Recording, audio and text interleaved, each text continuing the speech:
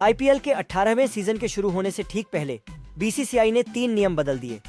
IPL 2025 का पहला मुकाबला केकेआर और आरसीबी के बीच कोलकाता में खेला जाएगा। इस मैच से ठीक 48 घंटे पहले बीसीसीआई ने 3 नियम बदल दिए। शुक्रवार को बीसीसीआई ने सभी 10 फ्रेंचाइजी के कप्तानों को बुलाया। इन नियमों के बारे में उनसे राय ली और फिर लागू करने की घोषणा कर दी। सबसे बड़ा बदलाव यह है कि अब 20 ओवर में 2 नई गेंदों का इस्तेमाल किया जाएगा। चलिए आसान भाषा में समझने की कोशिश करते हैं कि आखिर क्या है यह नियम। एक पारी में 2 नई गेंदों को इस्तेमाल करने का नियम सिर्फ शाम के मैचों में ही लागू होगा। दोपहर के मैचों में यह नियम नहीं लागू होगा।